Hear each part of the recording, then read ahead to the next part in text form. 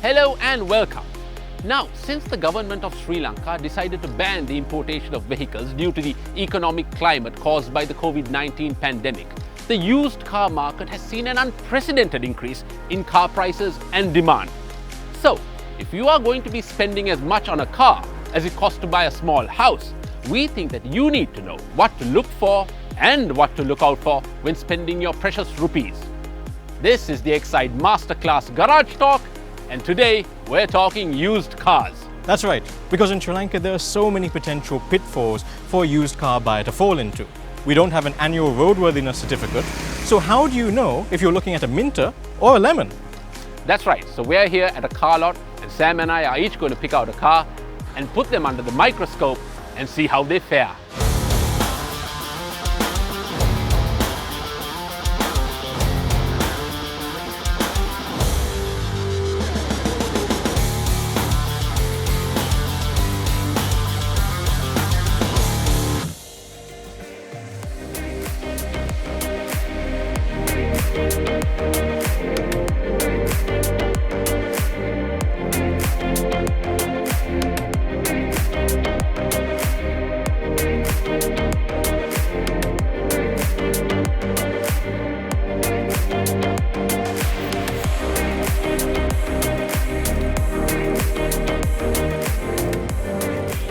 I can't believe I'm saying it, but this is the car that I'm going for. It's a Toyota Prius, and I think in this market and in this usage conditions, it's the best car representative of the challenge set ahead.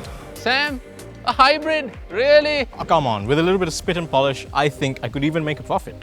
All right, so this is what I have selected, a Mitsubishi Montero Sport SUV. Now, I know you may think that because it's an SUV, it's been off-road and it's been all battered and bruised. But on the contrary, people who really buy these vehicles just drive it around Colombo. So I'm figuring, as hardy as it is, it'll have very little wear and tear on it. Yeah, it's an interesting choice, definitely, and just by looking at it, it requires a lot less work than the car I selected. But, I mean, that's why we're doing this, right? Now, between the two of us, we know a fair bit about cars. But when it comes to buying second-hand, it's always good to get another opinion, which is why we're going to take our cars that we've selected to a workshop and get them examined by an expert. Right, so we brought the cars that we selected here to Ultimate Motorworks, and we've got Jan here from Car Checks to help guide us through what exactly to look for when buying a used car.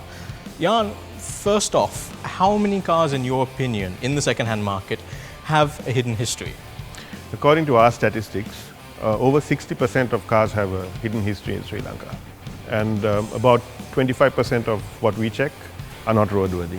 Not roadworthy? That's right. Wow. All right, so that's interesting because, I mean, a car, obviously, is going to have some wear and tear. You can't expect something to run forever. You're talking about the tires, the suspension, the brakes, the ball joints. Everything on the car will need to be replaced or refurbished at some point or the other.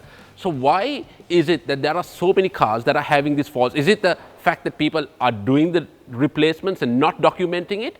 Or they're just not doing it at all? On some instances, they do the replacements and don't document it for various reasons. On some instances, they just don't do it at all. Okay. Wow. Okay. Well, so we're going to take Jan around each one of these cars. I think I'm up first. You want to have a look at the Prius with me, Jan? Yes, sure. Cool. So Jan, this is the car I selected. It's a Prius, as you can see. I can see from first glance that this bonnet here is pretty scratched up, marked up. The bits here and there, headlights are faded. But I really want to know, I mean, those are all cosmetic things. I want to know, has this been in an accident? And would you be able to easily tell just by looking at a car like this from outside? Well, yes, I could. Whether it's structural or not is subjective. It would need me to delve in a little bit deeper, but initial impressions, yes, it has. As you can see, this the bonnet and the bumper don't align. The panel gaps are different. Ah, yes. I didn't notice that when I picked it up. Right. These are all initial tips that any prospective buyer could look at before they send it to us. Okay, so what's the first thing you're looking for as soon as you open the bonnet? Right. Now, we were talking about the accident, Yeah. right? And these not aligning. So what's obvious is the first thing you need to look at is what you call the slam panel, right? Okay. We also call it the crossbars, which is this bar.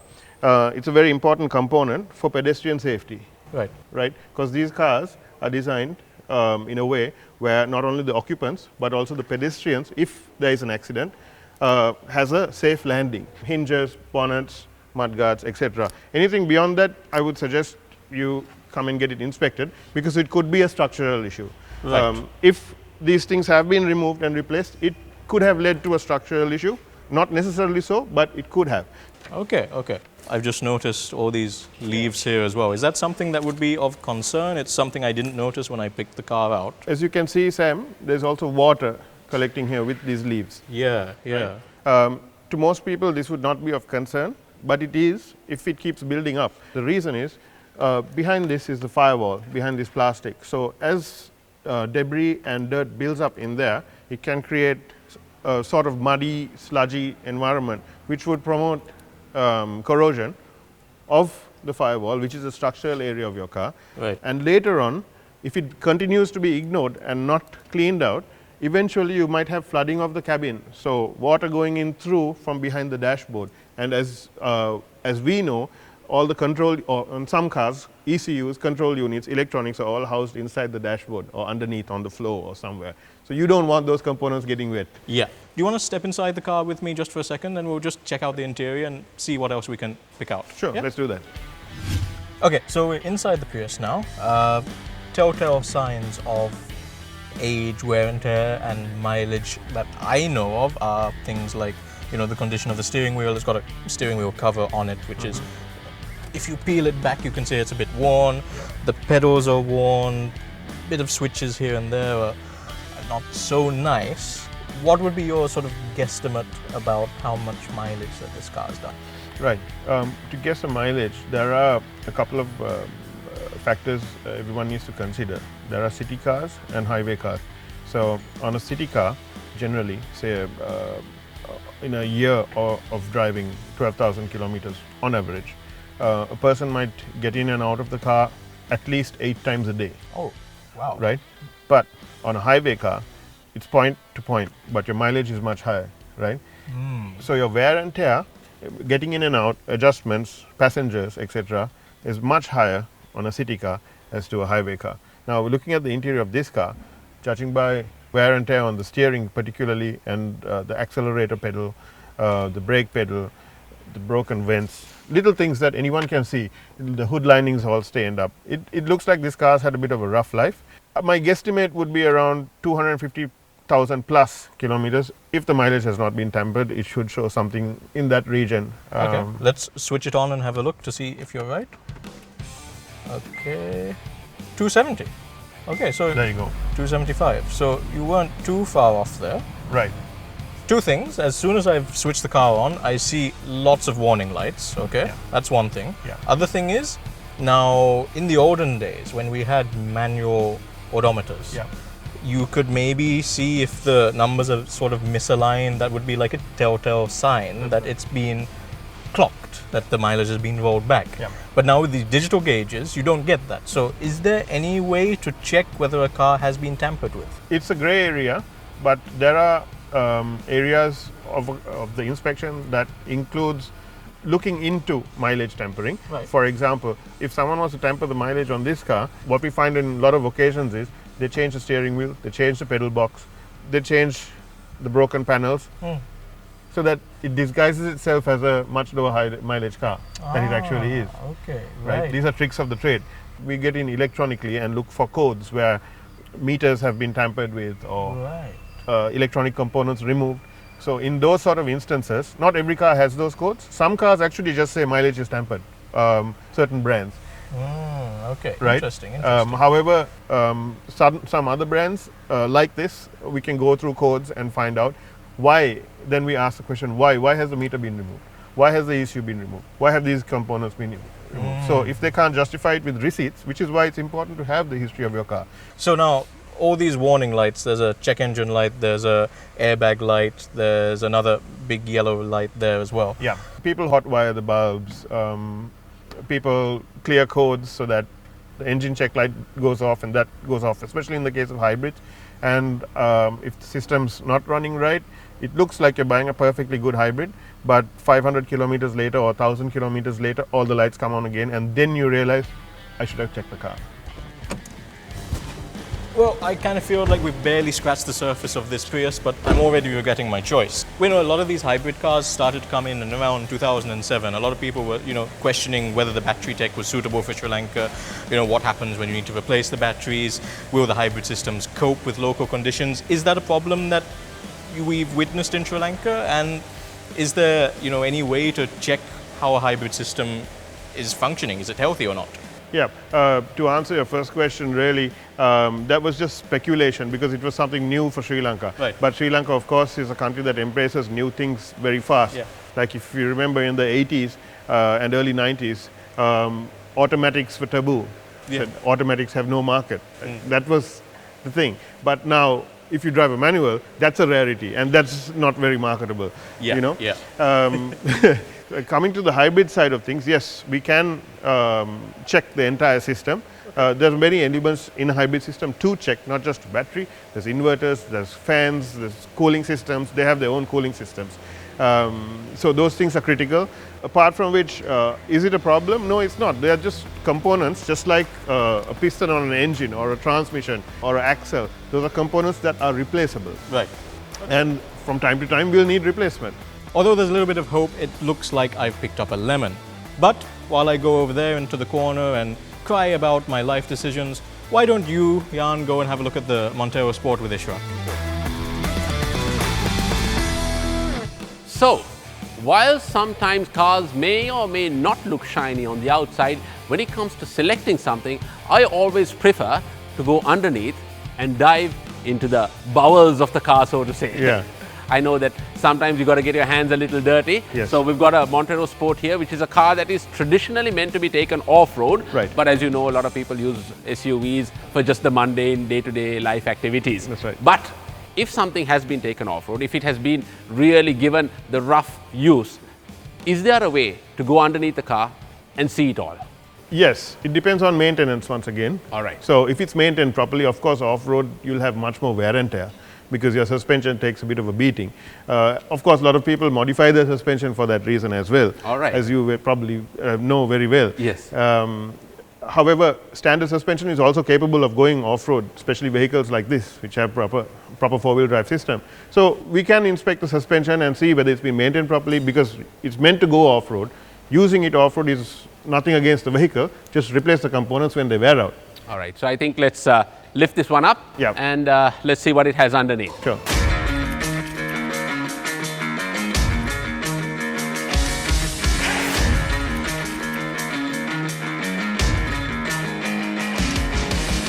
All right, Jan, so we are underneath the car. Yeah. And I just noticed like a little bit of rust from front to back. I mean, is that a serious issue? Is this a seaside car or what do you call this? This sort of basic rust on these steel components, you'll see it a lot on steel components, even on cars like the Prius, for example. Although this is a completely different car, this is a body-on chassis, so this is a ladder frame chassis, right? It's a completely different concept. However, steel components like subframes, lower arms, all those things, it's natural for steel to corrode. So as long as it doesn't have holes in them, and this sort of thing can be considered as surface corrosion. It's total normal for metal. Also now, since we're at the front, I just want to talk about the engine transmission, because all the main fluids of the car, the engine oil, gearbox oil, everything, power steering oil, brake oil is kind of stored over here. Yeah. And generally I know that if there is an issue, it will kind of drip downwards. Yeah. So looking at this car, do you see any of that? And if not, if there were a leak as such, where would you kind of go, put your finger in to kind of find it out? Right. There again, it would naturally vary from car to car. Yeah. Certain cars have much longer covers. You don't have access to engine compartments as easily. So you can't necessarily, not everyone can see it. Sometimes there is some level of minor dismantling to do. Okay. Like on modern cars, you'll see most of the top of the engine is also plastic. Okay. Same with the bottom because of aerodynamics. All right. Right. So those sort of things need to be removed to look at the car really accurately. But in this car, this particular vehicle actually has been maintained pretty well for its age. The only thing I did notice was the power steering rack is leaking. They have, of course, removed the gearbox sump, which is fine. because that's good maintenance. I just want to touch about the noises of a car. In terms of an engine, I know if you've got tappet noises or a bearing noise or a rod noise or a piston slap, you kind of have to look out for. Yeah. With the transmission, because I'm not so well versed with automatic transmissions. Yeah. What do you need to look out for in an automatic transmission? Okay, you pretty much covered the engine side. So basically, to anyone who's watching this and is not technical, any undue noises, any ticks, tocks, clangs, anything like that. It could vary from a piston to a pulley. Okay. I mean, you know, as simple as that. Right. It could be as simple as a race on a pulley, but you think your bearings are gone. All right. There have been a lot of people who've repaired engines to see that once they dismantled it, it was just a mere pulley. So transmission-wise, manual transmissions are somewhat more robust in the sense that the mechanical components are the ones that wear out mainly if you change your oils regularly at the scheduled times, because a lot of people run manual transmissions without changing oil. Okay. Just like your differential, you need to change your oil. It is also a machine. There's a lot of heat generated. And all the little microparticles that are running around the oil need to be drained out, and you got to get fresh oil. So on a manual transmission, what we see is usually the clutch plate, pressure plate, and release bearing are what are basically replaced. Whereas in an automatic transmission, it's a little bit more complex. There are more components, electronic as well as mechanical components. Okay. What you could check for is basically jerks while shifting, depending on the a delay in the shift. That's also one possible option, right? That's right, but it doesn't necessarily mean there's something wrong. Like, for example, a jerk while shifting could be a bad gearbox mount. All right. Also, you mentioned this is a ladder chassis with the body on the kind of chassis kind of vehicles. Yeah. How is it different to something that has a monocoque? Right. You're correct. It's completely different to a monocoque because this body lies on top of the chassis. In fact, there's an Audi right here, which has been disassembled. It'll be easy for me to show you with that. Brilliant. Let's go have a look. Let's do that. Sam, you were supposed to contemplate your life choices, but I think you've gone a bit overboard. You've caught hold of some poor car and dismantled the complete front end of it. Well, yeah, it's amazing what you can do with a spanner in 10 minutes. And I did hear you talking about monocoque chassis, and what better way to show the viewers at home?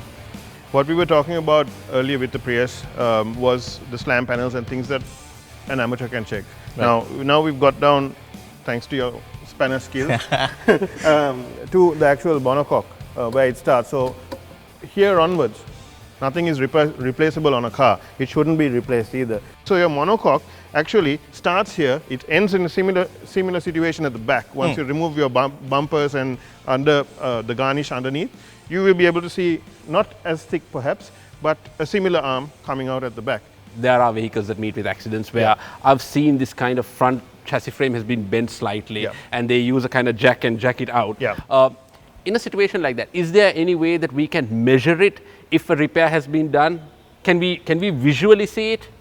Okay, technology is such that now when we inspect a car, that's why it's critical to actually get it, as I said in the beginning, get someone else to inspect your car. So we come across a lot of situations like that where the car has had a structural impact. Now some things can be straightened out via a jig, right, which is a precision tool. So you need to get back to your factory specs, perhaps go back to your dealer or professional workshop that is competent to do the job. Disassemble the entire car, front or back or side or wherever it is, and jig it out.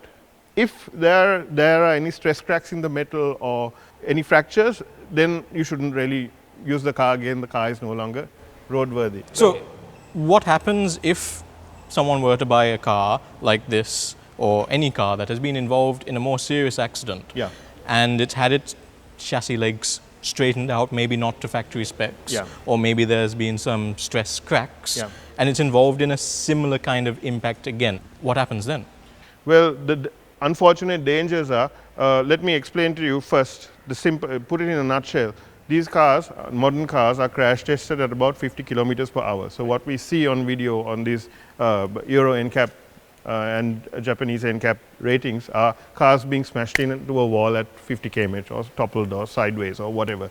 So your entire car is designed, as you can see, to destroy itself while you step out of the car unscathed. It absorbs that energy, right? It absorbs that energy. So if that sort of thing happens and it's repaired incorrectly, the car cannot absorb that impact in that manner. That's crazy. Well, I think we got the right man for the job, and thank you so much for coming along Pleasure. here today. Thanks, Jan. It's been fantastic. Learned so much. Thank you. It's been great. Yeah, yeah. That's it from this episode of the Exide MasterClass Garage Talk. If you want to learn more about what we did on our first episode, how we race car technology transfer to the road cars, click on the link here. If you like what you've seen here today, don't forget to like, subscribe and share, and please drop your comments below as well. Thank you for watching this episode of the Exide Masterclass. We'll catch you again on the next one.